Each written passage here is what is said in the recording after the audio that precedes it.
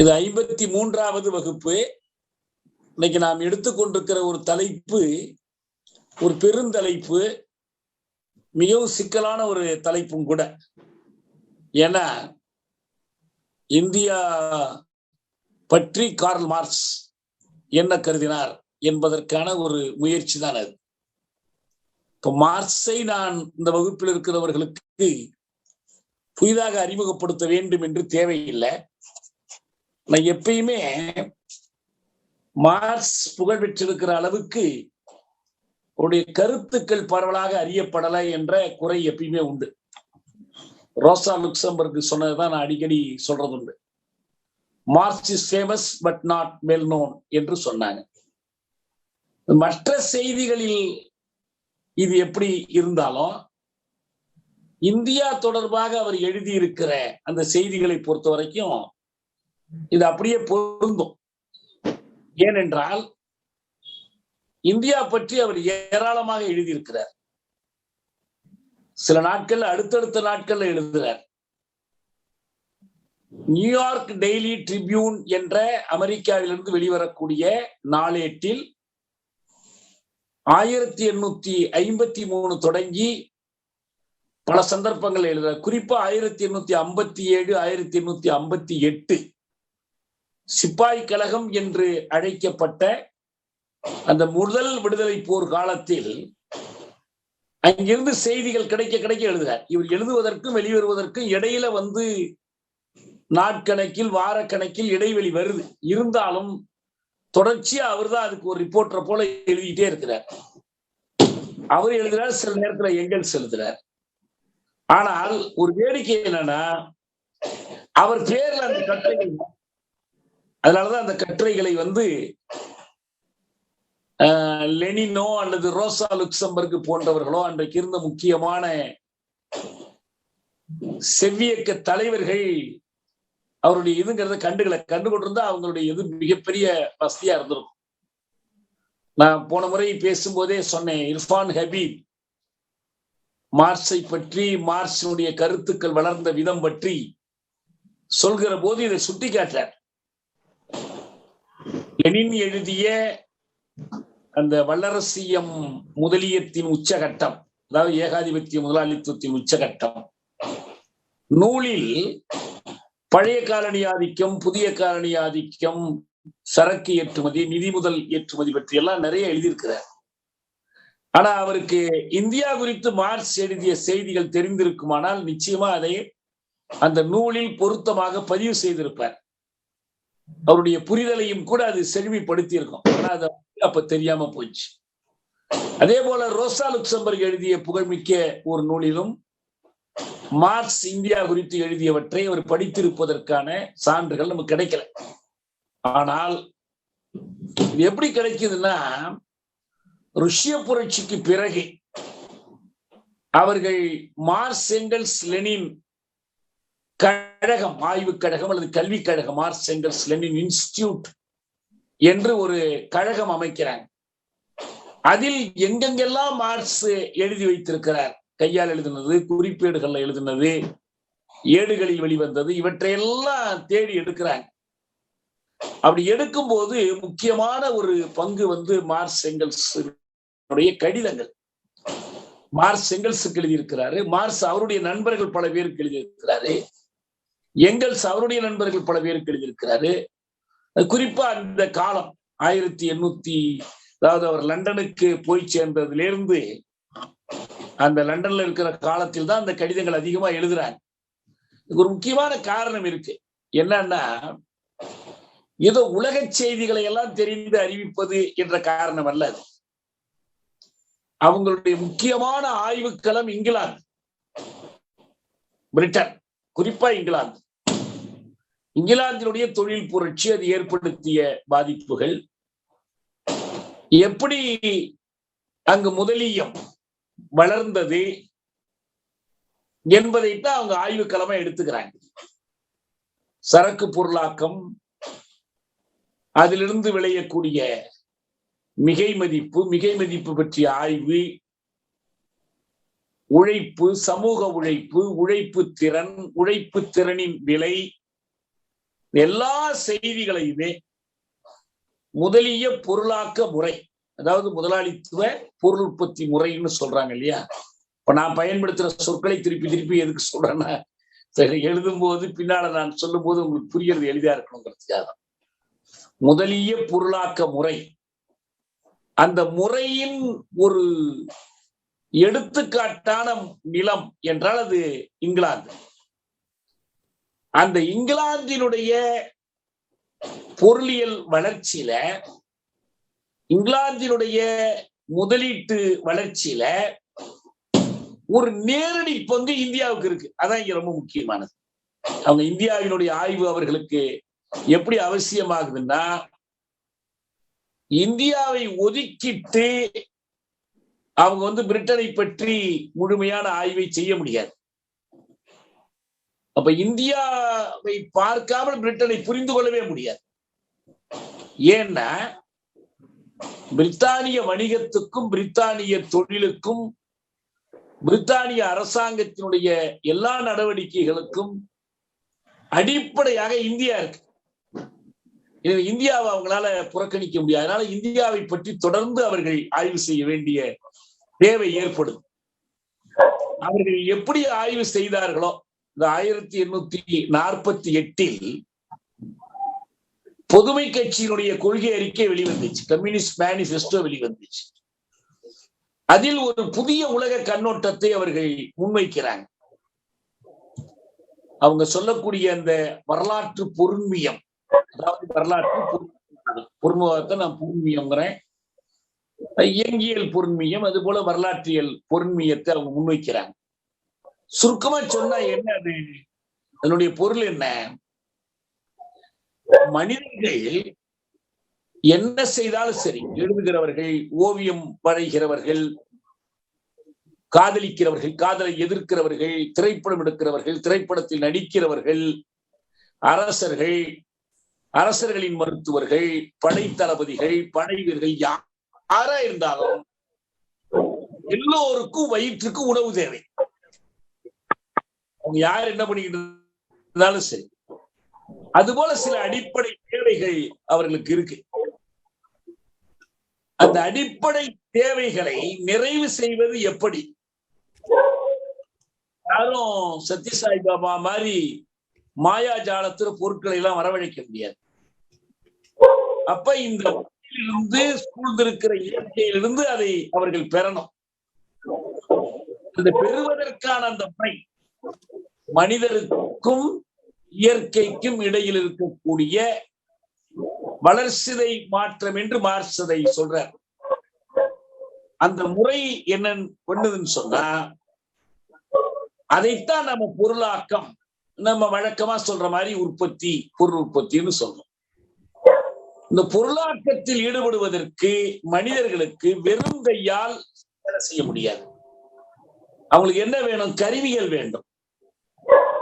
இந்த கருவிகளையும், கருவிகளுக்கு இலக்கு பொருட்களாக இருக்கிற எதன் மீது அந்த கருவியை செலுத்துறோம்? ஒளியை, மரத்தை செதுக்குவதற்கு பயன்படுத்துறோம். பொருளாக்கம் என்பது வரலாற்றில் வைக்கக்கூடிய பங்கு, அதுதான் அடிப்படை. அதுவே எல்லாம் இல்லை, அது ஒரு பங்கு வகிக்குது. அதிலிருந்துதான் அரசியல், அதிலிருந்துதான் கலை, அதிலிருந்துதான் இலக்கியம், அதிலிருந்துதான் போர்கள், எல்லாத்துக்கும் மூல காரணமா, அடிப்படை காரணமா அது இருக்கு. பொருளாக்கம் இல்லாத ஒரு வரலாறு இல்லை, புனிதாக்கம் இல்லாத மனித சமூகம் இல்லை.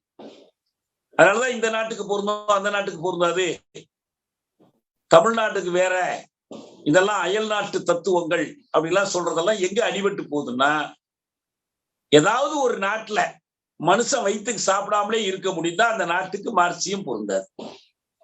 ஏதாவது ஒரு நாட்டுல மனிதன் பொருளாக்கம் செய்யாமல் வாழ முடிஞ்சுன்னா அந்த நாட்டுக்கு மார்க்சியம் பொருந்தாது. ஒரு முறை மார்க்சிடம் ஒரு கேள்வி கேட்கப்பட்டது. சில கொள்ளை கூட்டங்கள்லாம் இருக்காங்க, சில நாடோடி கூட்டங்கள், அவர்கள் எதையுமே ஆக்குவதில்லை, அவர்கள் என்ன பண்றாங்க? கொள்ளையடித்தே வாழுகிறார்கள். அப்ப அது எப்படி பொருந்தும்னு கேட்டாங்க. அவர் சொன்னார், அவங்க கொள்ளையடிக்கிற பொருளை வேற ஒருத்தர் ஆக்கிட்டு இருக்கணும், பொருளாக்கத்தை செய்கிறவர்கள் வேறையா இருப்பாங்க, அதுதான் இவங்க கொள்ளையடிக்கிறாங்க.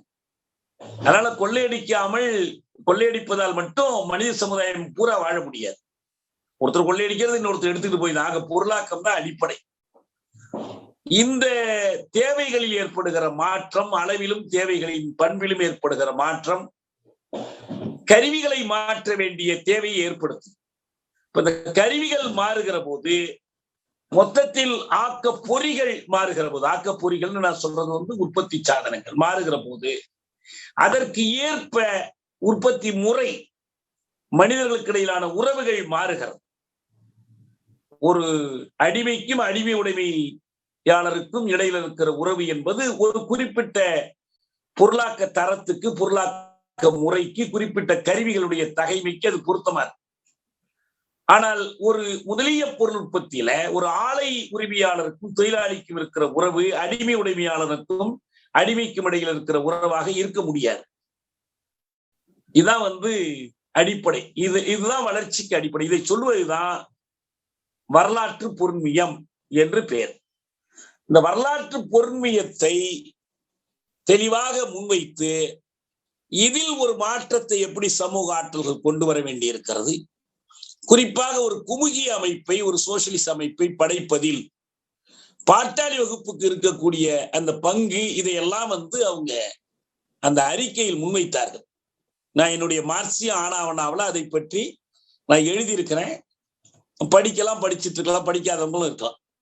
ஆனால் இந்த முடிவுகளை உண்மையில் மெய்ப்பிக்கக்கூடிய விதத்தில் அவர்கள் பொருளியல் ஆய்வுகளில் ஈடுபடுறாங்க. மார்க்ஸ் மெய்யியல் முனைவர் பட்டம் பெற்றவர், சட்டத்துறையில் முனைவர் பட்டம் பெற்றவர். ஆனா பொருளியல் துறையில் அவருக்கு அவ்வளவு பெரிய புலமை இல்லை. அதனால என்ன பண்றாங்க அவர் நியூ ரைனிஸ்டேட் பத்திரிகையில கட்டுரை எழுதுகிற காலத்துல ஒரு முறை உழவர்கள் சிக்கல் பற்றி எழுத வேண்டியிருந்துச்சு. அப்ப அவருக்கு தன்னுடைய பொருளியல் அறிவு போதலன்னு கருதி பொருளியல் படிக்க ஆரம்பிக்கிறார். குறிப்பா அவர்கள் 1849 லண்டனுக்கு போயிடுறார். லண்டனுக்கு போன பிறகு முழுமூச்சா அதில் இறங்குறார், பொருளியல் படிப்புகள்ல இறங்குறாரு. ஆரம்ப முடிவுகளை சில குறிப்புகளாக எழுதி வைக்கிறார். இப்பயும் அந்த மாதிரி குறிப்பு நோட்டுகள்லாம் இருக்கு. ஒரு சிலவற்றை வெளியிட்டு இருக்கிறாங்க, மொழிபெயர்த்து வெளியிட்டு இருக்கிறாங்க. அவருடைய ஆரம்ப காலத்திய அந்த பொருளியல் படைப்புகள். அதுல ஒரு முக்கியமான ஒரு புத்தகம் A Contribution to the Critique of Political Economy, அரசியல் பொருளியலுக்கு ஒரு பங்களிப்பு என்ற அந்த நூல். அந்த நூலினுடைய விரிவாக்கம் தான் அது முழுமை இல்லைன்னு தெரிஞ்சு அவருக்கு அதை விரிவாக எழுதணும்னு சொல்லிதான் மூல முதலை அவர் எழுதினார். அதனால உங்களுக்கு அந்த நூல்லையும் சரி, அவருடைய குறிப்பேடுகள்லையும் சரி, மூல முதல்லையும் சரி, இந்தியாவுக்கும் பிரிட்டானிய தொழில் வளர்ச்சிக்கும் இடையிலான தொடர்பு பற்றி விரிவாக ஆய்வு செய்தார். அதே போல அந்த பத்திரிகைகள் எழுதின கட்டுரைகள்லையும் அப்படிதான். இந்த கட்டுரைகள் அவர் விரிவா எழுதியிருக்கிறார். 2 விதமா சொல்லணும். அந்த 2 விதமா நான் பிரிச்சுக்கணும்னு நினைக்கிறேன். என்னன்னா, ஒன்று, இப்ப இந்திய சமூகம் அப்படின்னா நம்ம எப்படி பார்ப்போம், யாரு மன்னர்? இப்ப நம்மளே கல்வி வரலாறு வகுப்புல என்ன பார்த்தோம்னா, சோழ மன்னர்கள் யார் ஆண்டாங்க, முதல் சோழன் யாரு, முற்கால சோழன், இடைக்கால சோழன், பிற்கால சோழன், இதெல்லாம் கிடைக்குது, பட்டியல் கிடைக்குது. அதே போல பாண்டிய மன்னர்கள் யாரு, சேர மன்னர்கள் யாரு, பல்லவர்கள் யாரு, எல்லாம் கிடைக்குது. என்ன கிடைக்கவே மாட்டேன்னுச்சு நம்ம தேடி தேடி. அந்த மக்களுடைய வாழ்க்கை முறை, அவங்க எப்படி வாழ்ந்தார்கள், அவர்களுடைய பொருளாக்க முறை என்னவா இருந்துச்சு, என்ன சமூக அமைப்பில் அவர்கள் வாழ்ந்தார்கள், இதெல்லாம் போதிய அளவுக்கு விவரமே கிடைக்கல. ஆனா மார்க்ஸ் என்ன செய்யறாருன்னா, ஒரு பக்கம் மன்னர்கள் அவங்க நடத்திய போர்களை பற்றி, கிழக்கிந்திய கம்பெனி நடத்திய போர்கள் எல்லாத்த பத்தியும் எழுதுறார். ஆனா இன்னொரு பக்கத்துல அந்த பொருளாக்க முறை என்ன, இந்தியாவுல என்ன மாதிரியான பொருளாக்க முறை இருக்கு, அல்ல இந்தியாவின் வெவ்வேறு பகுதியில என்ன மாதிரியான பொருள் உற்பத்தி முறை இருக்குதுங்கிறத விரிவா அவர் ஆய்வு பண்றார். நம்ம ஏற்கனவே சொன்ன அந்த மார்க்சினுடைய அடிப்படை ஆய்வுல அவர் ஐரோப்பிய சமூகத்தினுடைய படிமலர்ச்சி, அதனுடைய பரிணாம வளர்ச்சி, அதை பற்றி தான் அவர் பெரும்பாலும் ஆய்வு பண்ணியிருக்கிறார். மற்றபடி ஐரோப்பாவுக்கு வெளியில் இந்த மாற்றங்கள் எப்படி ஏற்பட்டிருக்குது, என்னென்ன மாதிரியான சமூக அமைப்புகள் இருக்கு என்பதை பத்தி அவரு சொல்லல, அதிகமா சொல்லல. இப்ப நான் நம்முடைய மார்க்சிய ஆனா புத்தகத்துல அந்த சமூக அமைப்புகளை மார்க்சும் எங்கெல்ஸும் எப்படி வரிசைப்படுத்தினார்கள் சொல்லியிருக்கோம். வேறு பலரும் எழுதியிருக்கிறார். பாதி பொதுவுடைமை சமூகம், ஆனால் தொல் பொதுமை குமுகம் அப்படின்னு சொல்றேன். தொல் பொதுமை குமுகம் அப்படின்னா ஏன்ஷியன் கம்யூனிசம். இரண்டாவது ஸ்லேவ் ஓனிங் சொசைட்டி, அடிமை உடைமை குமுகம். மூணாவது கிழாரிய அல்லது கிழாரமை குமுகம், அதாவது நிலப்பிரபுத்துவம்னு சொல்றாங்க இல்லையா, பிரபுத்துவ சமுதாயம். நாலாவது முதலிய குமுகம் அல்லது முதலைமை குமுகம், முதலாளித்துவ குமுகம். அஞ்சாவது தான் சோசியலிஸ்ட் சமுதாயம் அல்லது குமுகியம்னு நான் சொல்றேன். சரி, இது அப்படியே இருக்கட்டும். இப்ப இந்த வரிசையில மார்க்ஸ் என்ன பார்த்தாருன்னா, இந்தியாவை பற்றிய செய்திகளை எல்லாம் தொகுத்து அவர் பார்க்கிற போது உலகில் எல்லா பகுதிகளிலுமே மனித குலம் தொடக்க காலத்தில் நீண்ட பல்லாயிரம் ஆண்டுகளுக்கு பொது உடைமை சமூகத்துலதான் வாழ்ந்துச்சு. இப்ப கூட சொல்லுவாங்க, மனுஷன் தனி உடைமையை தான் விரும்புவான், எங்கேயுமே பொது உடைமை சமுதாயம்லாம் சாத்தியமே இல்லை, அது மனித இயல்புக்கே விரோதம் அப்படின்னு. ஆனா உண்மை என்னன்னா, மனித குலத்தினுடைய வரலாற்றில் மிக நீண்ட காலம் பொது கம்யூனிஸ்ட் ஏன் அத தொல் பொதுமை ஆதி பொதுவுடைமைன்னு ஏன் சொல்றோம்னா, இந்த உற்பத்தி கருவிகளை நம்பி இல்லை. பார்க்க போனால் என்பதே அதை ஒரு பொதுமை குமுகமாக மாற்றிடுச்சு. அவர்கள்ட்ட சாதாரண கருவிகள் தான் இருந்துச்சு, கற்கருவிகள் இருந்துச்சு. கொஞ்சம் வளர்ந்து போகும்போது வில்லம்பு இருந்துச்சு. அதே போல கடலை போய் மீன் பிடிக்கிறதுக்கான முயற்சிகள், வலைகள் எல்லாம் இருந்துச்சு. துப்பாக்கி இல்ல கையில. முக்கியமா ஒருத்தர் நம்ம அண்மையில பார்த்தோம், சத்தியமங்கலம் காட்டுல புலி வேட்டைக்கு போனாங்க. சத்தியமங்கலத்துல போனாங்களா இல்ல கூடலூர்ல போனாங்களான்னு தெரியல. புலி வேட்டைக்கு போனாங்க. புலி வேட்டைக்கு போகும்போது துப்பாக்கி வச்சிருந்தா கூட தனியா போகல யாருமே, கூட்டம் கூட்டமா தான் போறாங்க. தனியா கூட போலன்னா எப்படி போக முடியும்? துப்பாக்கி இருந்தா போலாம், சரி திடீர்னு ஒரு ஆபத்து வந்தா சுடலாங்கிறதுக்கு. அப்படி இல்லாத போது கல்லாயுதங்களை கொண்டு மனித கூட்டம் தன்னை பாதுகாத்துக் கொள்ளணும்னா அதனால என்ன செய்ய முடியாது, இதுல போக முடியாது. கல்லாயுதங்களை கொண்டு போகும்போது கூட்டமா தான் போகணும், பிரிந்தே வாழ முடியாது. அதே போல மிருகங்களை வேட்டையாடி கொண்டு வரணுங்கும் போது அதுக்கும் தனியா போய் யாரும் வேட்டையாட முடியாது.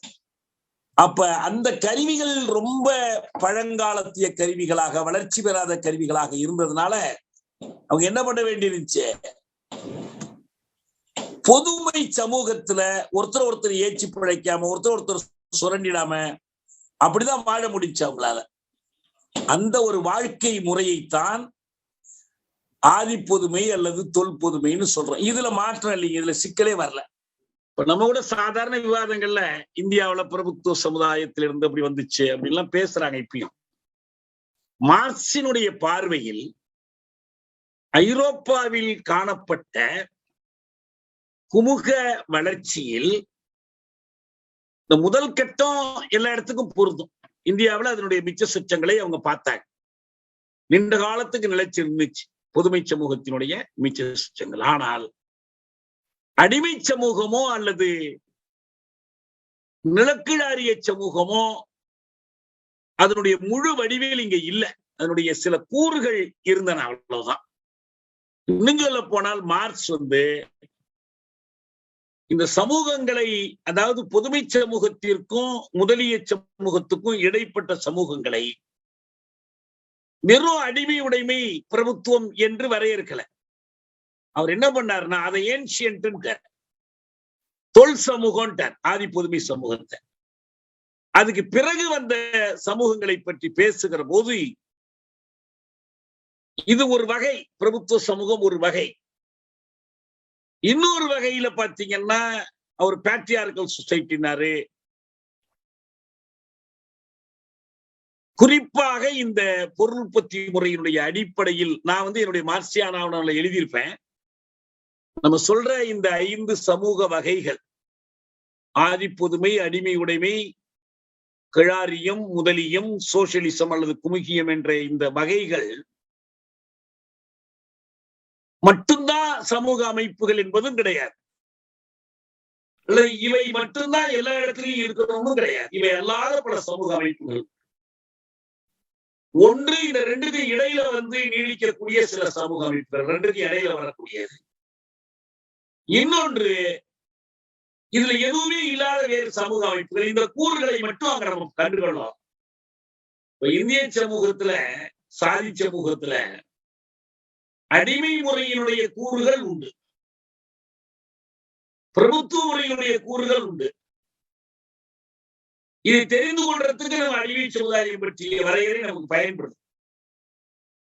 உழைப்பாளியே அவனுக்கு சொந்தமா இருக்கிறது தான் அடிமை உடைமை சமூகம். இந்திய வரலாற்றுல, இந்திய சமூக வரலாற்றுல உழைப்பாளி அவனுக்கே சொந்தம் என்கிற ஒரு அடிமை முறை இல்லை. அதே போல அவன் சில நிலப்பகுதிகள்ல சாகுபடி பண்ணி கொண்டு அதனுடைய பலனை அனுபவித்துக் கொண்டு பதிலுக்கு அவனுக்கு உதவி செய்வதுங்கிற அந்த முறை இல்லை. ஐரோப்பிய அந்த சமூகங்கள்ல இல்லாத ஒரு சாதியம் இங்க இருக்குது. இதையெல்லாம் அடிப்படையா வைத்து மார்க்ஸ் என்ன பண்ணார்னா, இதுவும் ஒரு வகையான பிரபுத்துவம், இதுவும் ஒரு வகையான அடிமை உடைமைங்கிற முடிவுக்கு வரல. அப்ப இந்த சமூகங்களை ஒரு தனி வகை சமூகங்களாகவே பார்த்தார். நமக்கு இன்றும் கூட நமக்கு தமிழ் சமூகம், இந்திய சமூகத்தை புரிந்து கொள்வதற்கு இந்த ஆய்வுகள் நமக்கு தேவைப்படுது. அப்படி பார்க்கிற போதே நாம் அந்த சமூகங்களுடைய உற்பத்தி முறையை பற்றி அவர் என்ன சொன்னார்னா, இந்த சமூகங்களுடைய உற்பத்தி முறை என்பது ஒரு ஆசிய வழி பொருளாக்க முறை. இது ஒரு ரொம்ப சிக்கலான ஒரு சொல். மார்க்சியர்களிடையே அன்றும் இன்றும் தொடர்ந்து விவாதம் நடந்து கொண்டிருக்கிற ஒரு, அதாவது ஆங்கிலத்தில் அவர் சொன்னது ஏசியாட்டிக், இந்த ஆசிய வழின்னு சொல்லலாம், ஆசிய தனம்னு சொல்லலாம். தனியா அதுக்கு ஒரு சொல் நம்ம சொல்றதா இருந்துச்சுன்னா இது ஒரு ஆசியத்தனமான பொருள் உற்பத்தி முறைன்னு சொன்னார். ஆசியாவில மட்டும் இல்ல, ஆசியாவுக்கு வெளியிலும் இது இருக்கு. ஆனா குறிப்பா அதுக்கு பேர் கொடுக்கறது ஏதோ ஒரு பேர் கொடுக்கணுங்கிறதுக்காக இப்ப நம்ம முதலாளித்துவத்தை ஐரோப்பிய சமூகம்னு சொல்ற மாதிரி அவர்களுக்கான பேரை ஆசியத்தன்மையுள்ள ஒரு பொருள் உற்பத்தி முறை அப்படின்னு சொல்லி சொன்னார். இந்த ஆசியத்தன்மையுள்ள பொருள் உற்பத்தி முறை ஏன் தோன்றியது, ஏன் இங்க மட்டும் ஐரோப்பாவோட இல்லாத இந்த பொருளாக்க முறைக்கான அடிப்படை என்ன என்பதையும், இந்த பொருளாக்க முறைக்கு பொருத்தமான அரசு வடிவங்கள் மற்றதெல்லாம் இங்க எப்படி எழுந்தது என்பதையும் அவர் வர்ணிக்கிறார். அதனால இந்த நம்ம இந்த அன்னைக்கு ஒரு தோழர் வாதிட்டாரு பாருங்க, பிரபுத்துவத்தின் மேற்கட்டுமானம் தான் சாதின்னு. நான் அப்பயே சொன்னேன், ஜெர்மன் ஐடியாலஜியை நம்பி அவர் சொன்னார். ஆனால் பிரபுத்துவ அமைப்புன்னு ஒன்று இருந்ததா மார்க்ஸ் எங்கேயும் கருதல இந்தியாவை பொறுத்த வரைக்கும். ஆனா பிற்காலத்துல அப்படி வந்துச்சு, அது பற்றி மார்க்சுக்கு போதிய செய்திகள் கிடைக்கல என்று சொல்லி இர்ஃபான் ஹபீப் அந்த உரையில சொன்னார். உரையினுடைய தலைப்பே ப்ராப்ளம்ஸ் ஆஃப் மார்க்சிஸ்ட் ஹிஸ்டோரியோகிராஃபி, மார்க்சிய வரலாற்று எழுதியலின் சிக்கல்கள் என்ற தலைப்பில் தான் அவர் பேசினார். அப்ப அந்த மாதிரியான ஒன்றை சொல்றாங்க. இன்னும் இஎம்எஸ் கூட சொல்றார், முகலாயர் காலத்திலேயே பிரபுத்துவ முறைகள், நிலத்தில் தனி உடைமை இங்க வந்துருச்சு என்ற கருத்தை சொல்றாங்க. ஆனா எப்படி இருந்தாலும் மார்க்ஸை பொறுத்த வரைக்கும் ஒரு நீண்ட இந்திய சமூகத்தை பற்றி பிரித்தானிய கிழக்கிந்திய கம்பெனி சேரும் போதும், அவர்கள் இங்கு நிறுவும் போதும், அவங்களுடைய ஆட்சியை நிறுவும் போதும் இருந்த அந்த முறையை பற்றி சொல்லுகிற போது அவர் இப்படித்தான் அவரு வர்ணிக்கிறார். அந்த ஆசியபாணி உற்பத்தி முறை இதனுடைய இது நிச்சயமா பிரபுத்துவ உற்பத்தி முறையும் இல்லை, அடிமை உடைமை உற்பத்தி முறையும் இல்லை. இது என்ன தேவைப்பட்டுச்சு இந்த மாதிரியான ஒரு பொருள் உற்பத்தி முறைக்கு, அதனுடைய தனித்தன்மை என்ன என்பதை அவர் கட்டுரைகளில் எழுதியிருக்கிறாரு. இந்த நியூயார்க் ட்ரிபியூனுக்கு எழுதிய அந்த கடிதங்கள், அந்த அன்றாட செய்திகளையும் அதை குறிப்பிடுறார். அதை பத்தி நான் சொல்ற பாருங்க, எப்படி அவருடைய புரிதல் வளர்ந்துச்சுங்கிறத பத்தி பல பேர் எழுதியிருக்கிறாங்க, ஹபீபும் எழுதியிருக்கிறார். மார்க்ஸை பொறுத்த வரைக்கும் இந்த ஆசிய சமுதாயங்கள் இவற்றை பற்றி ஆய்வு செய்வது எங்கிருந்து தொடங்குதுன்னா, Aristotle, Charles Montesquieu, George Hegel ஆகியோர் எழுத்துக்களிலிருந்து ஆரம்பிக்குது. அவங்க எல்லோருமே ஒரு கருத்தில் உடன்பாடா இருந்தாங்க. என்னன்னா, ஆசிய கண்டத்தில் கொடுங்கோல் ஆட்சிகள், அரசியல் கொடுங்கோன்மை பரவலாக இருக்கு.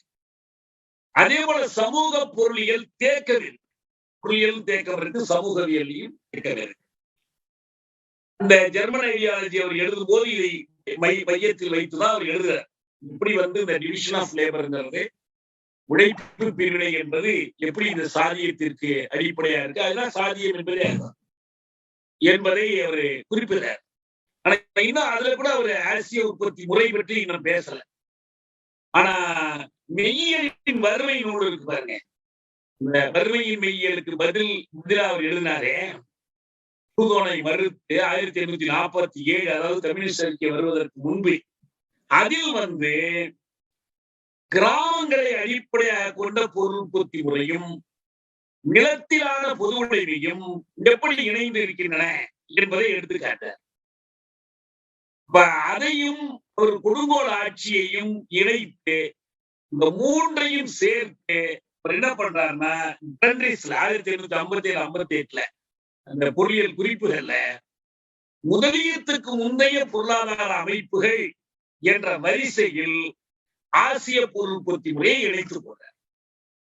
சமூகம் எந்தெந்த வளர்ச்சி கட்டங்கள் வழியாக முன்னேறி வந்திருக்கிறதுனா, முதலில் தொல்பொதுமை, ஆதி கம்யூனிசம், ஆதி பொதுவுடைமை, பிரிமிட்டிவ் கம்யூனிசம்.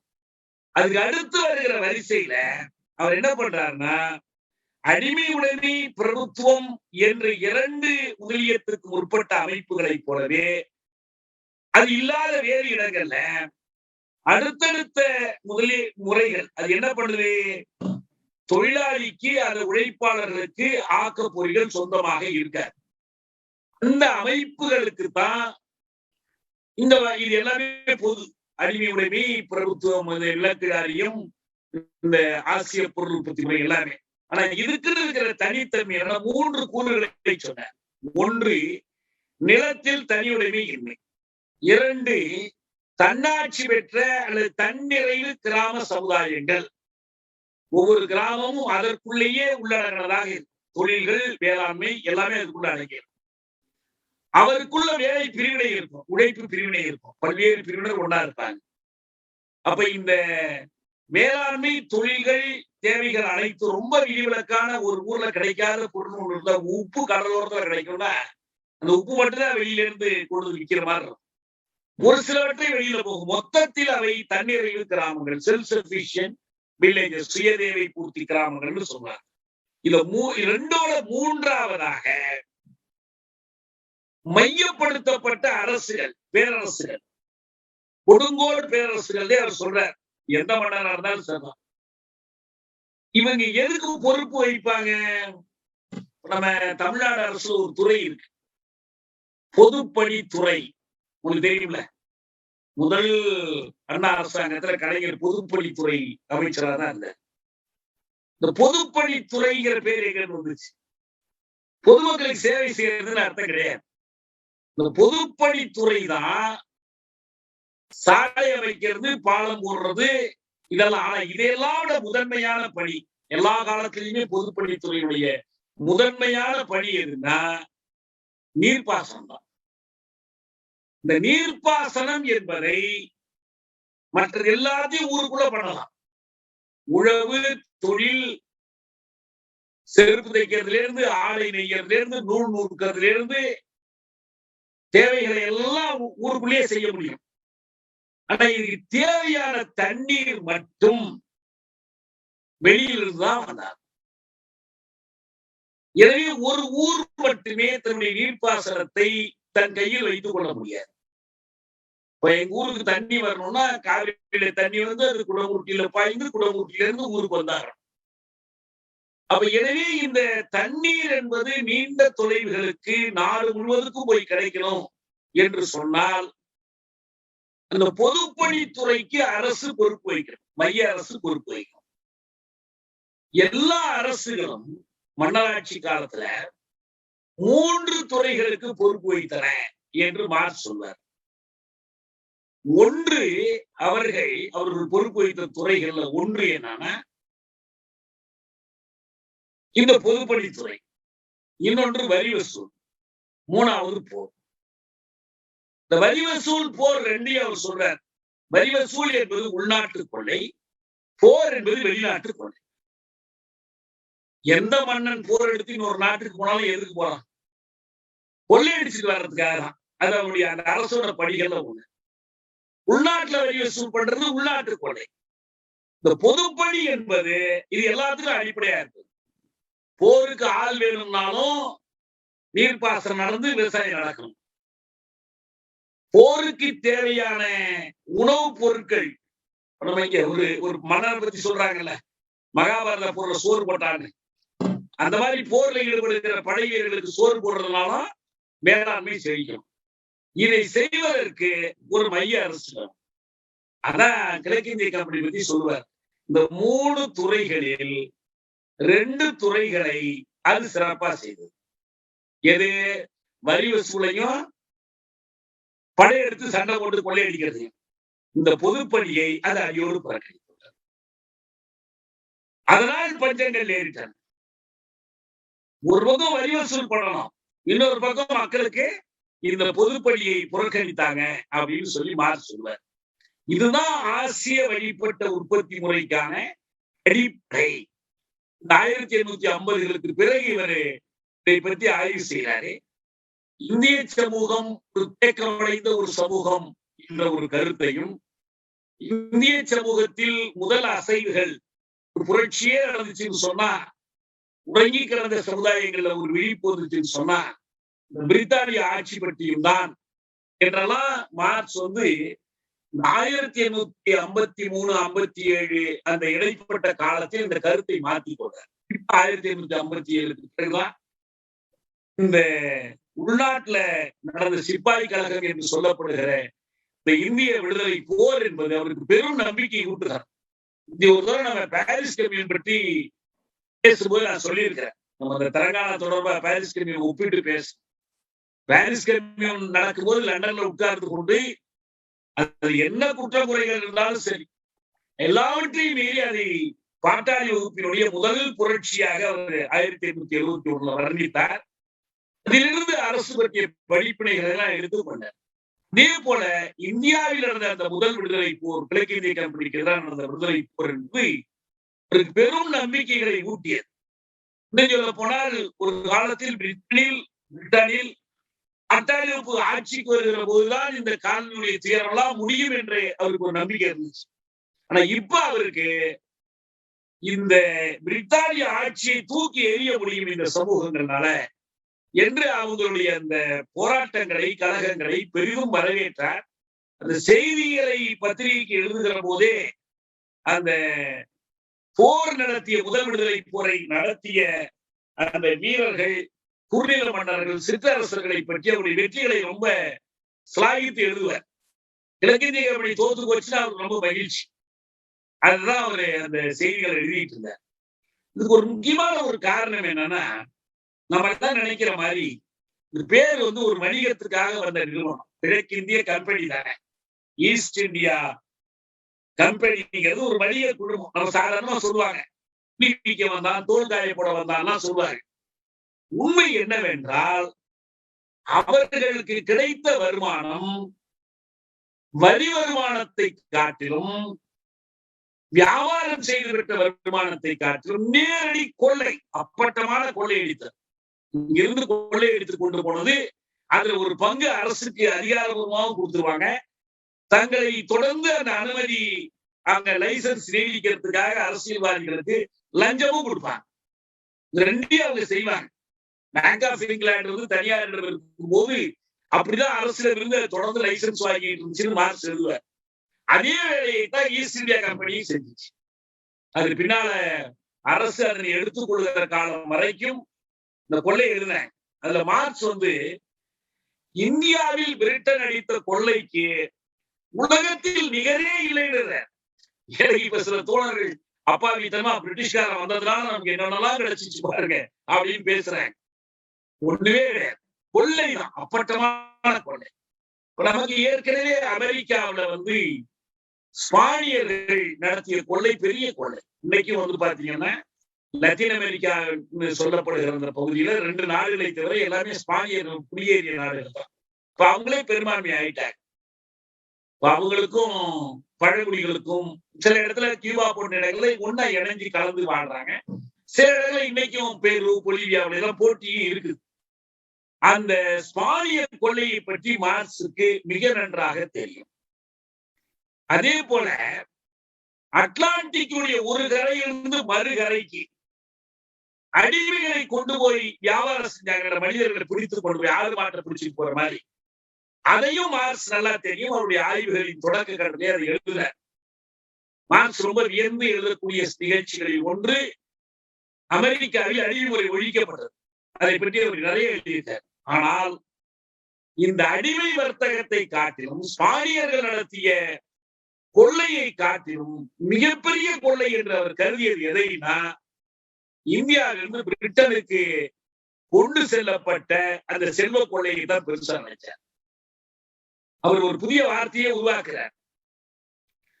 ஆங்கிலேயத்துல இங்கிலாந்துல பட்டறை தொழில் வளர்ந்து துணி ஆலைகள் ஏற்படுத்தப்பட்டு அவங்க வணிகத்துக்கு வரக்கூடிய காலம் வரைக்கும் அதுக்கு முன்னால வெறுமனே கொள்ளைக்காகவே தங்கம், வெள்ளி, வைடூரியங்களை கொள்ளையடிப்பது, பணத்தை கொள்ளையடிப்பது, இதற்காக ஏற்பட்ட ஒரு ஆட்சி முறையை அவர் பணநாயகம், மணியோக்ரசி என்று அழைக்கிறார். ஆலை நாயகம், இன்னொன்று மில்லோக்ரசி. இந்த மில்லோக்ரசி என்பது சந்தையை பிடிக்க அலைஞ்சிச்சு. ஆனா இந்த பணநாயகம் என்பது இந்தியாவை கொள்ளையிட அலைந்தது என்று சொல்றார். 1858 சீனாவோடு அவங்களுக்கு ஒரு $6 மில்லியன் வர்த்தக பற்றாக்குறை வந்துருச்சு. வர்த்தக பற்றாக்குறைனா ஏற்றுமதி இறக்குமதிக்கான இடைவெளி. எப்பயுமே வந்து இந்தியாவிலிருந்து இறக்குமதி செய்வதை காட்டிலும் ஏற்றுமதி அதிகமாக இருக்கணும்னு சொன்னா அதுக்கு வர்த்தகம் அதிகப்படியா இருக்குன்னு. ஆனா குறைஞ்சிச்சுன்னா அது பற்றாக்குறை. சீனாவோட பற்றாக்குறை வருகிற போது அவங்க என்ன பண்ணாங்க, இந்தியாவிடமிருந்து கிடைக்கக்கூடிய 9 மில்லியன் பவுன்களை பயன்படுத்தி கொண்டு அதுக்கு அதை வைத்துக் கொண்டு அபினி ஏற்றுமதி, அப்புறம் அந்த நாட்டுக்கு இந்தியாவிலிருந்து ஏற்றுமதி செய்வது எல்லாம் பண்ணாங்க. ரொம்ப முக்கியமான ஒரு செய்தி மார்க்ஸ் சொல்றாரு. என்னன்னா, நமக்கு பிற்காலத்துல வந்து மான்செஸ்டர்ல இருந்து பிரிட்டன்ல இருந்து வரக்கூடிய துணிகளோடு போட்டி போட முடியாம இந்திய ஆலை அதிபர்கள் தங்களுக்கு இந்திய சந்தை வேண்டும் என்பதற்காக இந்த நோக்கத்தோடுதான் சுதேசி இயக்கம் நடத்தப்பட்டதெல்லாம் படிக்கிறோம். ஆனால் கிழக்கிந்திய கம்பெனி இங்க வரக்கூடிய நேரத்தில் இந்தியாவிலிருந்துதான் துணி ஏற்றுமதி பிரிட்டனுக்கு நடந்து கொண்டிருந்துச்சு. புதிதாக வளர்ந்து வந்து கொண்டிருந்த பிரித்தானிய பட்டறை அதிபர்கள், தறி வைத்து துணி செய்து கொண்டிருந்தவர்கள் இந்தியாவிலிருந்து வரக்கூடிய போட்டியை சமாளிக்க முடியாமல் இந்தியாவிலிருந்து வரக்கூடிய ஏற்றுமதியை தடுக்கணும், பாதுகாப்பு சுவர்களை ஏற்படுத்துவதற்காக இந்திய பண்டங்களுக்கு வரி விதிக்கணும் என்று சொன்னது மட்டுமல்ல, இந்திய துணிகளை வாங்காதீர்கள் சொல்லி பிரிட்டன்ல இயக்கம் நடத்தியிருக்காங்க. இப்ப எங்க இருந்து எங்க போயிட்டு இருந்துச்சு தொழில் வளர்ச்சி, எங்க கூடுதலா இருந்துச்சு, இங்கதான் இருந்துச்சு. உங்களுக்கு டாக்கா மஸ்லின் பண்றப்படிலாம் நம்ம சென்ற முறையே பேசுவோம் எப்படி செஞ்சாங்கன்னு சொல்லிட்டு. இப்ப இந்த கொள்ளை என்பது அதுல ஒரு முக்கிய அம்சமாக இருந்துச்சு. இந்த கொள்ளையடித்தார்களை தவிர மன்னராட்சி காலத்துல கொள்ளையும் இருந்துச்சு, நீர்ப்பாசன ஏற்பாடுகளும் உங்களுக்கு இருந்துச்சு. இப்ப வெறும் கொள்ளை மட்டும்தான். அது இந்தியாவில் பெரும் பஞ்சங்களை உருவாக்குச்சு. இது குறித்து அங்கேயே பிரிட்டன்ல நடந்த விவாதங்கள், நாடாளுமன்றத்தில் நடந்த விவாதங்கள், கொண்டு வரப்பட்ட சீர்திருத்த சட்டங்கள், இதில் எப்படி புதிதாக வளர்ந்து வந்து கொண்டிருந்த தொழில் முதலாளிகள் இந்த வாய்ப்பை பயன்படுத்தி கொண்டு தென்னிந்திய கம்பெனியை தள்ளிட்டு தாங்கள் அந்த இடத்திற்கு வருவதற்கு செய்கிற முயற்சிகள், இதை பற்றி எல்லாம் மார்க்ஸ் விரிவாக சொல்லிட்டார். சொல்ல போனால் இந்தியாவில் கிழக்கிந்திய கம்பெனி நடத்திய போர்கள், இந்தியாவுக்கும் வணிகம், பிரிட்டனுக்கும் பிரான்சுக்கு நடந்த 7 ஆண்டு போரில் மிக முக்கியமாக இந்தியாவிற்குள் நடைபெற்ற போர்கள், திப்பு சுல்தானுடைய போர், தென்னாட்டு மன்னர்கள் பொதுவா சொல்றார். இந்த அவங்க வந்து கர்நாடிக்குங்கிற வார்த்தையை பயன்படுத்துறாங்க. தென்னாட்டு மன்னர்கள் நடத்திய போர்கள், இப்ப நம்ம பாளையக்காரர்கள் மற்ற எல்லாத்தையும் பெயர் குறிப்பிட்டு சொன்னாலும் பொதுவா சொல்லிட்டு போறாங்க. ஆகவே இதுதான் வந்து முக்கியமா சொல்லக்கூடியது. இதுல என்ன நான் முக்கியமா எடுத்துக்காட்டுறோம்னா, அனைத்து வர்த்தகங்களை காட்டிலும் கிழக்கிந்திய கம்பெனியுடைய வர்த்தகம் தான் நாடு முழுமையிலுமே மிகப்பெரிய வர்த்தகம். சித்திரமான இந்திய வரலாற்றில் இந்திய ஏகபோகங்கள் தான் தடையற்ற வணிகத்துடைய சிறந்த தன்மைகளை எல்லாம் இங்கிலாந்துக்கு சொல்லிக் கொடுத்தாங்க. ஏன்னா இவங்க பிரிட்டன்ல பிற்காலத்தில் லைசன்ஸ் ஃபேர்னு ஒரு கொள்கை வந்து, நான் விடுமை வணிக கொள்கைன்னு சொல்றது, அதாவது ஃப்ரீ ட்ரேட், தடையற்ற வணிகம். யாரும் வந்து சந்தையில வந்து யாருக்கு முடியுதோ அவன் போட்டி போட்டு ஜெயிச்சிடும். அப்படி போட்டி போட்டு ஜெயிச்சுக்கிறதுக்கு எங்களை விட்டுணும்னு சொல்ற கோரிக்கை எங்க இருந்து வந்துச்சுன்னா, முதல்ல இந்திய கைத்தறி தொழில், இந்திய தறி நெசவாளர்கள் அவர்களிடம் வந்துச்சு. யாராவது ஒருத்தர் வந்து இந்தியாவிலிருந்து, பாரசீகத்திலிருந்து, சீனாவிலிருந்து வரக்கூடிய அச்சிட்ட துணிகள், சாயவேற்றிய காலிகோ துணிகளை அணிந்திருந்தால் அவர்களுக்கு அபராதம். அவற்றை விற்றால் 200 பவுன் அபராதம் என்று சட்டம் இயற்றப்பட்டது பிரிட்டன்ல. 1ஆம் ஜார்ஜ், 2ஆம் ஜார்ஜ், 3ஆம் ஜார்ஜ் மன்னர்கள் காலத்துல பூரா இதை செஞ்சாங்க உங்களுக்கு. இதனாலதான் வந்து அதற்கு பிறகுதான் இதை ஒழித்து கட்டுவதற்கு அவர்கள் நேரடியான அடக்குமுறைகளை கையாண்டாங்க. குறிப்பாக இந்த வறுமை கொடுமையினால இந்த சந்தை அற்று போகும்போது அப்ப பிரிட்டனிய தொழிலதிபர்கள் எங்களுக்கு போயிடுச்சு என்று சொல்றாங்க. இந்த வணிகத்தை பற்றி மார்க்ஸ் ஒரே ஒரு வார்த்தை ரொம்ப அழகா சொல்றாரு. கிழக்கிந்திய கம்பெனி நடத்திய வணிகம் என்பது, அவர் சொல்றாரு, commerce estimated to a true mine of gold. ஒரு உண்மையான தங்க சுரங்கம் சொல்றார். உண்மையான தங்க சுரங்கம் என்பதை அவர்கள் சுரண்டி எடுத்துக் கொண்டு போனார்கள் என்று சொல்றாரு. இந்த போக்குகளுக்கு இடையில் தான் இந்த ஆசியபாணி உற்பத்தி முறையுடைய தேக்கம் உடைந்து மக்கள் மீண்டும் போராட வேண்டிய கட்டாயத்தை ஏற்படுத்திருச்சு. ஒரு பக்கம் அப்பம் கட்ட வேண்டியிருந்த குறுநில மன்னர்களும், இன்னொரு பக்கத்தில் வறுமையினால் பாதிப்புற்ற உழவர்களுடைய பிரதிநிதிகளான படை வீரர்களும் தான் இந்த முதல் கழகத்தை நடத்தினார்கள் என்று சொல்வார். நான் வந்து அதை பத்தி ரொம்ப புள்ளிவர்கள் சார்ஜ் போட்டு கொடுத்துருக்காரு. சும்மா போற போக்குல திருட்டு போறதெல்லாம் இல்லை. அந்த நியூயார்க் டெய்லி ட்ரிபியூன் கட்டுரைகள்ல ஒவ்வொரு ஆண்டும் இந்தியாவிலிருந்து எவ்வளவு வரி வசூல் பண்ணாங்க, எவ்வளவு கொள்ளையடிச்சாங்க, மற்ற நாடுகளோட இதை ஒப்பிட்டு கேட்டார். ஒரு சொல்றாரு, சரக்குகளை வாங்கி நுகர்கிற திறன் இந்தியாவில் இதற்கு மேலும் சுருங்க முடியாது என்னும் அளவுக்கு சுருங்கி விட்டார். வயிற்றுல ஈர துணியை போட்டுக்கிறத வழியில் இருக்கிற அளவுக்கு சுருங்கி விட்டார். ஒரு கணக்கு கொடுத்திருக்கிறாங்க. பிரிட்டனிலிருந்து வரக்கூடிய ஆலை பண்டங்களை பயன்படுத்தக்கூடிய அந்த மதிப்பு, ஒரு ஆண்டுக்கு மக்கள் தொகையில் ஒவ்வொருவரும் பயன்படுத்தக்கூடிய மதிப்பு, சிலே நாட்டில் 14 ஷில்லிங், ஒரு ஆளுக்கு 14 ஷில்லிங். பிரேசில்ல 9 ஷில்லிங் 3 பென்ஸ், கியூபாவில 6 ஷில்லிங் 5 பென்ஸ், பெருவுல 6 ஷில்லிங் 2 பென்ஸ், மத்திய அமெரிக்காவில 5 ஷில்லிங் 7 பென்ஸ், இந்தியாவில் வெறும் 9 பென்னி. பவுனுகளே ஷில்லிங்கே கிடையாது, 9 பென்னி. இதான் என்ற நிலை வந்துச்சு.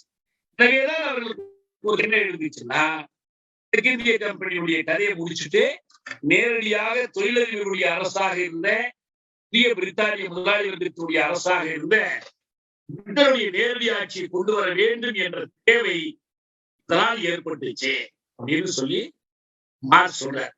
இதுல கடைசியா ஒரே ஒரு செய்தியை மட்டும்தான் நான் உங்களுக்கு சொல்ல விரும்புறேன். என்னன்னா, இந்த வேளாண் முறையில எப்படி இந்த ஆசிய வழி உற்பத்தி முறை தேவைப்பட்டுச்சு, எதனால ஒரு மையப்படுத்தப்பட்ட அரசு தேவை என்பதை ரொம்ப கவித்துவம் மார்க்ஸுடைய கட்டுரையில் விளக்குறார். இது வந்து நியூயார்க் டெய்லி ட்ரிபியூன்ல கிழக்கிந்திய கம்பெனி அதன் விளைவுகள் என்று 1853 ஜூன் 24 எழுதி 83 ஜூலை 11 தான் அது வெளிவருது. கிட்டத்தட்ட ஒரு 15 நாள் கழிச்சுதான் அது வெளிவருது.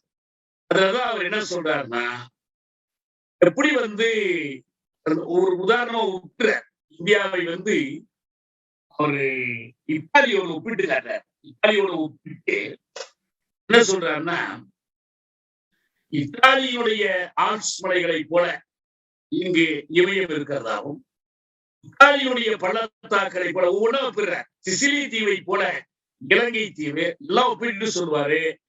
ஆனால் இந்த ஒரு வகையில் அது இத்தாலியோடு ஒப்பிடணும்.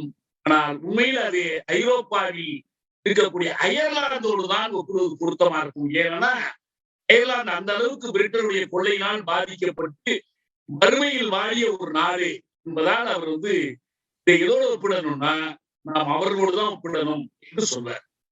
இந்த மாதிரி ஒரு நாட்டுல ஏன் இந்த வேளாண் முறையில தனியுடைமை இல்லாம போனதுக்கும் ஒரு மையப்படுத்தப்பட்ட அரசினுடைய பணிகளை சார்ந்து இருக்கவும் ஏன் அவசியம் வந்துச்சுன்னு சொல்லும் போது சொல்ற வார்த்தை என்னன்னா, இந்த நிலங்களை செழிக்க செய்வது ஒரு பெரிய கேள்விக்கு அவர் விடை கொடுக்கிறார். எப்படி பல ஆயிரம் ஆண்டுகளா இந்த மண்ணில் திரும்ப திரும்ப விளைச்செல்வார்.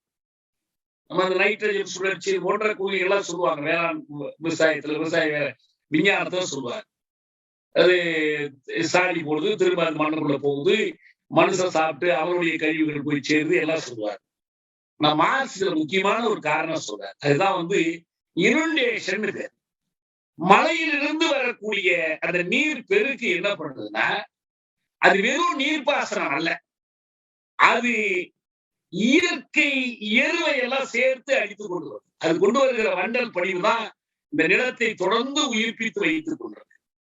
இது எங்க சாத்தியமா இருக்குன்னா, நம்ம போன்ற ஒரு டிரோபிக்கல் வெப்பமண்டலத்தில் தான் இது சாத்தியமா இருக்கு.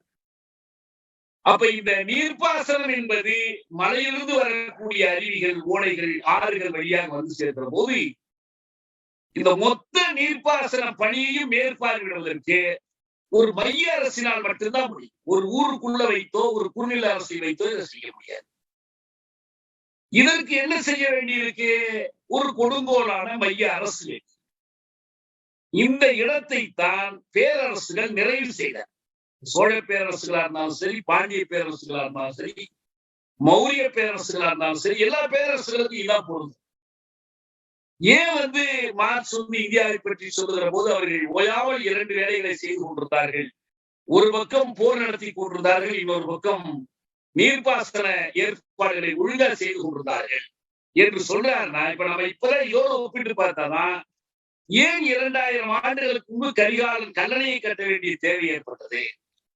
அது வெறும் நீர்ப்பாசனம் அல்ல, நிலத்திற்கான சத்தை கொண்டு சேர்க்கிறது. இப்படி இருக்கிற ஒரு அமைப்பில் என்ன செய்ய முடியாதுன்னா, இந்த நிலத்திலான தனியுடைமை இருக்க முடியாது. அப்ப இது நேரடியா மன்னருக்கு தேவைப்படுகிறது, அந்த மன்னர் ஆட்சிகளுக்கு தேவைப்படுகிறது. உள்நாட்டு கொள்ளைக்கும் வெளிநாட்டு கொள்ளைக்கும் அடிப்படையாக இருப்பது இந்த சென்ட்ரலைஸ்டு பப்ளிக் ஒர்க்ஸ், மையப்படுத்தப்பட்ட பொதுப்பணிகள், குறிப்பாக நீர்ப்பாசனம், அணைகள் கட்டுவது, கால்வாய் கட்டுவது, கருங்கு கட்டுவது, அதை ஒழுங்கா பிரித்து கொடுப்பது என்ற இந்த பணிகள். இப்ப நம்ம தஞ்சை மாவட்டம் சேர்ந்தவங்களுக்கு நல்லா தெரியும். ஒவ்வொரு ஊர்லயுமே ஊருக்குள்ள நுழைகிற வழியிலிருந்து கடைசியா எஞ்சிய தண்ணீர் வடிகால போறது வரைக்கும் எல்லாம் ஒழுங்கா கட்டி வச்சிருப்பாங்க. இப்ப நம்ம தூர்வாருன்னா போதும், வேற ஒண்ணு நம்ம புதுசா போய் ஒரு கழுகு முறையை கட்ட வேண்டியது. காவிரிக்கு ஒரு கொள்ளிடம் மட்டுமல்ல, குடமுருத்திக்கு ஒரு திருமலராஜன், ஒவ்வொரு ஆறுக்குமே ஒரு வடிகால ஆறு. இந்த முறைகளைத்தான் நாடு முழுவதும் இந்த பேரரசுகள் உருவாக்கின. இதுதான் ஆசிய வழிபட்ட அந்த பொருட்பத்தி முறைக்கு, பொருளாக்க முறைக்கு அடிப்படையாக இருந்தது என்று மாற்று. இப்ப இது இருந்ததுனால என்ன ஆயிடுச்சு? சமூகங்கள் நீண்ட காலத்திற்கு தேக்கமடைந்து நிலைத்து நின்றன. இதுல ஒண்ணும் மாற்றம் வர்றதுக்கு பெரிய வாய்ப்பே இல்லை. போர்கள் நடக்கும், அரசுகள் மாறும், ஆனால் ஒரு கிராமத்தினுடைய எல்லை கூட மாறாது. அந்தந்த கிராமத்துல அதே மாதிரி தொடருவாங்க. அதே உழைப்பு பிரிவினை, அதே சாதிய முறை அப்படியே நீடிக்கும். முஸ்லீம் மன்னன் ஆனாலும் சரி, இந்து மன்னன் ஆனாலும் சரி, அப்படி என்ன இருக்கும்? அதே சாதி அமைப்பு. ஏன்னா அது உழைப்பு பிரிவினை அடிப்படையாக கொண்டது. அது ஒண்ணும் மாற்ற முடியாது. அதே நம்பிக்கைகள் இப்படி தேக்கமடைந்த ஒரு சமூகமாக இருந்துச்சு. அதில்தான் கிழக்கிந்திய கம்பெனி வந்து சேர்ந்துச்சு. வந்து சேரும் போது அவங்க இந்த உள்நாட்டு கொள்ளை வெளிநாட்டு கொள்ளையை செய்தார்கள். ஆனால் எதை செய்யல, இந்த உள்நாட்டுல அவங்க செய்ய வேண்டிய பொதுப்பணிகள் நீர்ப்பாசன பணிகளை அவங்க புறக்கணித்தாங்க என்று மாற்றம். இது ஆசிய வழி உற்பத்தி முறை. இது இன்னைக்கு வெவ்வேறு விவாதங்கள் இருக்கு. இதை பற்றி வந்து ட்ரிபியூட்ரி சிஸ்டம்னு சொல்லக்கூடிய சில பொருளியல் இருக்காங்க. கப்பம் கட்டு பொருள் பேரை பற்றி நமக்கு கவலை இல்லை. நம்ம என்ன முக்கியமா தெரிந்து கொள்ள வேண்டியதுன்னா, அந்த பொருளாக்க முறை இன்றைக்கு எவ்வளவு பொருத்தப்பாடுடையதாக இருக்கு. இப்ப இன்றைக்கு நான் எப்படி இதை ஒப்பிட்டு பார்க்கிறேன்னா, இப்ப வேளாண் போராட்டங்கள் நடக்குது. வேளாண் போராட்டங்கள் எதை இருக்குது? அந்த உழவர்கள் தமது தேசிய இனத்திற்குள் சுயாட்சியோடு விலை நிர்ணயித்துக் கொள்வதற்கு தங்கள் தேவைகளை நிறைவு செய்வதற்கு அனுமதி மறுத்து இதை எங்கு கொண்டு போய் சேர்க்க விரும்புறான். அதை இப்ப கிழக்கிந்திய கம்பெனி செய்தது போலவே இதை ஒரு கொள்ளையாக பார்க்கிறாங்க. வரி கொள்ளை, நேரடி கொள்ளை. அதே நேரத்தில் ஆற்றில் உரிமை எல்லாம் கிடைக்காது. முல்லை பெரிய ஆற்றிலையும் தலையிட மாட்டான், காவிரியும் தண்ணி கிடைக்காது, ஒண்ணும் பண்ண மாட்டான். இது ஒரு வடக்கிந்திய கம்பெனியுடைய வேலையை தான் செய்யலாம் ஒப்பிட்டு பார்த்தோம்னு சொன்னாங்க. அதே போல இந்த கிராமப்புற பொருளாக்க முறை என்பது ஒரு வல்லாதிக்கத்தை பொருத்தமாக எப்படி கிழக்கிந்திய கம்பெனிக்கும் பின்னால வரக்கூடிய ஆங்கிலேய தொழிலதிபர்கள், ஆங்கிலேய ஆலை முதலாளிகளுடைய தேவைக்கும் அதுக்கான பணப்பண்டங்களை உற்பத்தி செய்ய வேண்டிய ஒரு தேவை ஏற்பட்டுச்சு. அவன் ஆலைகளுக்கான மூலப்பொருட்களை உற்பத்தி செய்ய நமக்கு தேவை இருந்தாலும் இல்லைன்னாலும் அது போன்ற ஒரு பொருளாக்க முறைகளை உழைப்பது. அதுதான் வந்து இன்னைக்கு வந்து அந்த பண்ணை முறையை கொண்டு வர்றது. நம்ம என்ன உற்பத்தி பண்ணணும்னு அவன் தீர்மானிக்கிறது. ஆலைகளுக்கு அவனுடைய தேவைகளுக்கு ஏற்ற மாதிரி மின் உற்பத்தியா இருந்தாலும், அந்த பிடி முறையிலான மரபீதி மாற்ற பயிர்களா இருந்தாலும், அந்த வல்லாதிக்க கொள்கைகள் காலத்திற்கு ஏற்ப உரிய மாற்றங்களோடு தொடர்கின்றன என்பதுதான். இப்ப அது அன்னைக்கு பிரித்தானிய வல்லரசா இருந்துச்சு, இன்னைக்கு இந்திய வல்லரசாக இருக்கு. அந்த முறைகள் எந்த அளவுக்கு பிற்போக்கா மோசமா அவன் செய்தானோ அதான் இவனும் செய்யலாம். ஒன்னே ஒண்ணுதான் வித்தியாசம். அவனுக்கு என்ன பேரு? டெஸ்பாட், கொடுங்கோலன்.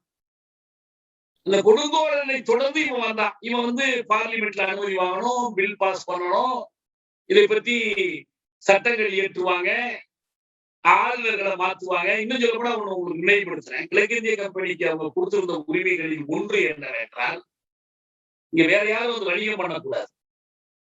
டச்சு கிழக்கிந்திய கம்பெனியை பற்றி பிரித்தானிய வரலாற்று ஆசிரியர் எழுதுறாங்க. மன்னர்களை விட கொடியதுங்கிறாங்க. ஏன்னா அவங்களுக்கு இவங்களுக்கு போட்டி, டச்சு கம்பெனிக்கு இவங்களுக்கும். ஆனால் அதை விட மோசமா இவங்க நடந்துக்கிறாங்கன்னு மாற்றி சொல்வார். டச்சு கம்பெனியை பற்றி நீங்க என்னென்ன எழுதுறீங்களோ அது எல்லாமே பிரித்தானிய கிழக்கிந்திய கம்பெனிக்கு பொருந்துமாங்க. ஆனா என்னென்னலாம் நடக்கும் இந்த கிழக்கிந்திய கம்பெனி என்னெல்லாம் பண்ணும்? அவங்க 1773, 74 ஆட்சிக்கே வந்துடுறாங்க. அது கிடையாது, சின்ன சின்ன பகுதிகள் தான் பிடிக்கிறாங்க. ஆனா ஒரு சில மாநிலங்களை தவிர கடல் ஓரம் முழுவதும் அவங்க கைக்கு போயிடுது. ஒரு சில குறுநிலங்களை தவிர பெரும்பகுதி மக்கள் அவங்க ஆட்சிக்கு வந்துடுறாங்க உங்களுக்கு 1774 பிறகு. அதே போல நம்ம ஏற்கனவே சொன்ன மாதிரி வாரிசு இல்லாமல் இறந்து போகிற மன்னர்களுடைய ஆட்சிகளை எல்லாம் எடுத்துக்கிறாங்க. அதனால உங்களுக்கு வேலுநாச்சியார் தொடர்பாக நடந்துச்சு சிவகங்கையில. அதுக்கு எதிரான போராட்டம் நடந்துச்சு. இதெல்லாம் என்ன பேர்ல? ஒரு ஜனநாயகத்தின் பேர்ல, அரசமைப்பு சட்டத்தின் பேர்ல, பிரித்தானிய அரசு லைசன்ஸின் பேர்ல இவ்வளவையும் அவங்க செஞ்சுக்கிட்டு இருந்தாங்க. உங்களுக்கு இதனுடைய தொடர்ச்சியாகத்தான் அந்த ஆட்சிகளை விழாவிட ஒரு மோசமான ஒரு ஆட்சி முறையை இங்க நிறுவனாங்க. அப்ப இந்த ஆசிய வழி உற்பத்தி முறை என்பது மார்க்ஸ் ரொம்ப அழகா ஒன்று சொல்லுவார். என்ன சொல்லுவார்னா, இருக்கிற அமைப்பை சீர்குலைத்தார்கள், புதிய அமைப்பை எதையும் ஏற்படுத்தவில்லை. அவங்க இழந்தார்கள், இருந்ததெல்லாம் இழந்துட்டாங்க. அதனுடைய இடத்துக்கு புதுசாக ஏதாவது கிடைச்சாலும் எதுவுமே கிடைக்காது. அது வெறும் மக்களுடைய அழிவுக்கும், பசி பஞ்சங்கள், இந்த தாழ்வுகளோட பஞ்சம், அந்த அதுக்கு வங்காள பஞ்சம், ஒரிசா பஞ்சம் போன்ற பெரும் பஞ்சங்களுக்கு தான் வழிவகுத்துச்சு. அவங்க வந்து கால்நடைகள் செத்து கிடக்கும், அவன் மனிதன் தன்னை விட பெரிதா கால்நடைகளை மதிப்பான். இது போன்ற ஒரு பொருள் உற்பத்தி முறைதான், ஆசிய வழி உற்பத்தி முறைதான் மார்க்ஸ் வருத்தத்தோட சொல்லுவார். இவங்க எப்பயிலிருந்து வந்துச்சுன்னு ரொம்ப அழகான ஒரு வரலாறு சொல்லுவார். இதெல்லாம் எப்ப ஃப்ரம் டைம் இம்மெமோரியல் இப்படி வாழ்ந்துருக்கிறாங்க அப்படின்னு சொல்லிட்டு அதுல ஒவ்வொருத்தரும் எப்படி இந்த வரலாற்றை பாக்குறாங்கன்னு சொல்லிட்டு சொல்லுவாரு. அதுல இந்தியாவோட பார்ப்பனர் இருக்கிறாங்க, பிராமணர்கள் இருக்காங்க, அவங்க பரிசுத்த வேதாகமத்தினுடைய ஆதி ஏற்பாடு எவ்வளவு பழையதுன்னு நினைக்கிறாங்களோ அதை விட பல காலத்துல தங்கள் வரலாறு கருதுறாங்கன்னு சொல்லுவார். அதாவது பைபிள்ல மனிதர் என்னைக்கு தோன்றுனா, ஆதாம் ஏவாள் தோன்றுறான்னு எழுதி வச்சிருக்காரோ அதுக்கெல்லாம் முன்னால வந்துட்டோம் அப்படின்னு இவன் சொல்லக்கூடிய அந்த தங்களுடைய வரலாற்றுக்கு காரணம் கற்பிக்கிறாங்க அப்படின்னு அன்னைக்கு நியூயார்க் டெய்லி ட்ரிபியூன் கட்டுரையில ஒரு நகைச்சுவே எழுத. அப்படி இருந்த ஒரு பொருள்பொத்தி முறை அது சிதைக்கப்படுற இடத்துக்கு வேற ஒண்ணு வந்து சேரும். இப்ப இன்னைக்கு என்னுடைய தொடர்ச்சியாக அதான் நாம என்ன சொல்றோம்னா, இப்ப நம்ம ஒரு சாதிய பொருளாக்க முறை என்று சொன்னோம்னா அதனுடைய அர்த்தம் அப்படியே அந்த வேலை பிரிவினோட இருக்குங்கிற அர்த்தத்துல இல்லை. ஆனால் முதலாளித்துவத்திற்கு முற்பட்ட ஒரு பொருளாக்க முறை, இது என்ன நம்ம பேர் கொடுத்தாலும் சரி, இதுல பிரபுத்துவ கூறுகள் இன்னைக்கு நுழைந்திருக்கு, வளர்ந்திருக்கு. ஆனா அதை காட்டில என்ன இருக்கு, பேரரசுக்கு வல்லரசுக்கு தோதான இந்திய வல்லரசியத்திற்கு இந்தியாவினுடைய பன்னாட்டு தொழில் குழுமங்களுக்கு வசதியான கிராமப்புறத்திலையும் மற்ற சுரங்க தொழிலா இருந்தாலும் வேளாண் தொழிலா இருந்தாலும் எல்லாவற்றையும் அப்படி மாற்றி, மீன்பிடி தொழிலாக இருந்தாலும் மாற்றி அமைக்கும். அவன் எப்படி போரில் குறியாக இருந்தாலும் இவங்க போர் கருவிகள் ஒவ்வொன்றையும் அப்படிதான் பாக்குறாங்க. மார்க்சிலிருந்து நாம கற்றுக்கொள்ள வேண்டிய ஒரு வியத்தகு பண்பு என்னன்னா, அப்படி அன்னைக்கு தகவல் தொடர்பு இல்லாத அன்றைய உலகத்துல அவருக்கு ஆஸ்திரேலியாவிலிருந்து ஒரு தந்தி வந்திருக்கிறது, அதன்படி இந்த செய்திகள் கிடைக்கின்றன. அவர் எழுதுறதுக்கு முன்னால 10 நாள் ஆயிடுது, எழுதி வெளிவரத்துக்கு இந்த 15 நாள் ஆயிடுது. ஆனா இதுல இருந்து அவர் நிறைய முடிவுகளுக்கு போறார். இன்னைக்கு நமக்கு அப்படி இல்லை. இப்ப நான் பேசுறத நீங்க அமெரிக்காவில இருந்தாலும் பார்த்துருக்கோம், எந்த நாட்டில இருந்து பார்க்கலாம், அவ்வளவு தகவல் தொடர்பு இருக்கு. ஆனா அப்படி தகவல் தொடர்புகள் இல்லாத ஒரு காலத்தில் உலக நிகழ்வுகள் எல்லாவற்றையும் ஒன்றோடு இணைத்து பார்க்கிற அந்த பார்வை அவருக்கு இருந்துச்சு, அந்த பார்வை சட்டகம் இருந்துச்சு. எப்படி இங்க இந்தியாவில் நிலவக்கூடிய வழக்கங்களையும் பிரித்தானிய பொறுப்புகளை இணைத்து பார்க்கிறார், பிரித்தானிய தொழில் வளர்ச்சியையும் சீனாவினுடைய அரசு வடிவத்தையும் இணைத்து பார்க்கிறார். தென் அமெரிக்காவில் நடக்கிற நினைவுகள், அமெரிக்காவில் நடக்கக்கூடிய அறிவு வணிகம் எல்லாவற்றோடும் நீங்க விரிவா நம்ம அந்த மூலமுதல் படிச்சோம்னு சொன்னா, இந்த எப்படி ஒரு உலக மையத்தை நோக்கி முன்னேறி கொண்டிருக்கிறது என்று சொல்வார். இதில் புதுசா வந்ததெல்லாம் ஒண்ணும் கிடையாது. ஆனா நமக்கு அது போன்ற இணைத்து பார்க்கிற ஒரு பார்வை வேறு. உதாரணமா தனிமலை எதுக்கு பயன்படுத்தலாம் பாருங்க, காஷ்மீர் ஒழுக்கிறதுக்கு, இது தொடர்புபடுத்தி பார்க்கிறதுக்கு நமக்கு தெரியணும். தனிமலை ஒரு காலத்தில் சோவியத் ரஷ்யாவுக்கு எதிராக வளர்த்து விட்டாங்க. இன்னைக்கு சோவியத் ரஷ்யா, சீனா எல்லாம் சேர்ந்து தனிமலை நாங்கள் அங்கீகரிக்கிறோம்னு இன்னைக்கு முன்னுக்கு நிற்கிறான். இதுக்குள்ளே நுழைந்து பார்க்கலாம். இங்க நடக்கக்கூடிய காஷ்மீரை மையப்படுத்துற முஸ்லீம் விரோதத்திற்கு ஒரு தனிமலை பயன்படுத்த தயாரா இருக்கான். அதுக்கு போர் கூட்டுறவு. இப்ப இலங்கையில அவனோட சேர்ந்து கடற்படை கூட்டு பயிற்சி எடுக்கிறான். இன்னொரு பக்கத்துல என்ன பண்றான், சீனாவுக்கு நீ இடம் கொடுக்காத எனக்கு இடம் கொடுன்னு கேட்டு நிறைய சிக்கலான சம்பவங்களுக்கு இடையில இந்த அரசியல் நிகழ்வுகளை இணைத்து பார்க்கிற ஒரு பார்வையை நாம் மார்க்சினுடைய இந்த எழுத்துக்கள் இருந்து நம்ம கற்றுக்கொள்ளலாம். இன்னும் இந்தியாவை பற்றி மார்க்ஸ் எழுதியிருக்கக்கூடிய நூற்றுக்கணக்கான பக்கங்கள், இன்னும் சிலவற்றை கண்டுபிடிக்க முடியல. இந்த எழுதாலும் தெரியுது, அது ஒன்றும் கிடைக்க மாட்டேன். நிறைய நானே இப்ப நிறைய எடுத்து சேகரிச்சு வச்சிருக்கிறேன். இதெல்லாம் வைத்துக் கொண்டு நம்ம பார்த்தோம்னு சொன்னா அக்காலத்திய சமூகத்தை புரிந்து கொள்வது. நான் ஏற்கனவே ஒரு முறை சாதி என்பது அடித்தளம் மேற்கட்டுமானம் இரண்டிலும் இருப்பதுதான் என்பதற்கு சான்றாக இந்தியாவில் பிரித்தானிய ஆட்சியுடைய விளைவுகள் என்ற மார்க்சுடைய கட்டுரையை எடுத்து காட்டினேன். எப்படி இருக்குது அன்னைக்கு ஒரு தோழர் மருத்துவம் நான் சொன்னேன். அதுபோல நிறைய நமக்கு இன்றைய சமூகத்தை புரிந்து கொள்வதற்கும் பொதுவாக சமூக பகுப்பாய்வுக்கும் எல்லா ஆய்வுகளுக்கும் முக்கியமான நோக்கம் என்ன, மார்க்ஸ் இன்னொரு டாக்டர் பட்டம் வாங்குறதுக்காகவோ இன்னொரு செய்தியாளர் பட்டம் வாங்குவதற்காகவோ இவ்வளவு கடும் உழைப்பு. 1867 மார்க்ஸ் அவருடைய மூலமுதல் இயல் 1 முதல் பாகத்தை வெளியிடுறார். அதுக்கான பணிகளில் ஈடுபட்டுக் கொண்டு இருக்கும் போதே தான் 1853 தொடங்கி 58 வரைக்கும் தொடர்ந்து இந்தியாவை பற்றி அவர் எழுதியிருக்கிறார். செய்திகளாகவும் கட்டுரைகளாகவும் ஆய்வுகளாகவும் எழுதி குவித்திருக்கிறார். என்ன எவ்வளவு கடுமையான உழைப்பு. ஏன் ஒரே ஒரு காரணம் தான். அதான் நாம் முன்னாடி வைத்துக்கிறோம். ஏன்னா எல்லாருக்கும் இந்த அறிஞர்களுக்கெல்லாம் இந்த உலகத்தை விளக்குவதுதான் நோக்கம். எனக்கு முக்கியம் இதை மாற்றுவதுதான் சொன்னார்.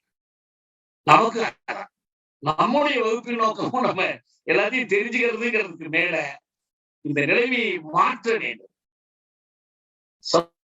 சமூக மாற்றம் என்ற நம்முடைய குறிக்கோளை அடைய வேண்டும். விடுதலை என்ற நம்முடைய இலக்கை நோக்கி முன்னேற வேண்டும். அதற்கு குருட்டுத்தனமாலாம் இதை செய்ய முடியாது. அதை செய்வதற்கான அறிவியல் வழிமுறை நமக்கு வேண்டும். அறிவியல் கண்ணோட்டமும் கொள்கை பற்றும் உழைப்பார்வம் ஈக நெஞ்சமும் கட்டுப்பாடும் கொண்ட ஒரு அரசியல் படையாக நம்மை உருவாக்கி கொள்ள வேண்டும் என்று நாங்கள் தமிழ் தேசிய விடுதலை இயக்கத்துடைய கொள்கை அறிக்கையினுடைய இறுதியில சொல்லியிருக்கோம். அந்த முக்கியமான அந்த அறிவியல் கண்ணோட்டம் என்பது இல்லாத ஒரு கொள்கையும் கொள்கை பற்றும் நமக்கு வந்துடாது. அந்த முறையில் தான் நாம் மார்க்சுடைய இந்த அணுகுமுறையின் பாடத்தை நாம பெற வேண்டும். இது குறித்து திரும்ப நம்ம 1857 பிறகு நடந்த மாற்றங்கள் நான் போன முறையே சொல்லியிருந்தேன். அதை பத்தி இன்னைக்கு பேசுவாங்க. ஆனா இந்த அளவுக்கு தான் இன்னைக்கு நேரம் இருக்கு. அந்த முதல் இந்திய விடுதலை போருக்கு பிறகான கட்டம் என்பது பல விதத்தில் ஒரு புதிய கட்டம். அதை பற்றி நாம் அடுத்த வகுப்பில் பேசுவோம்.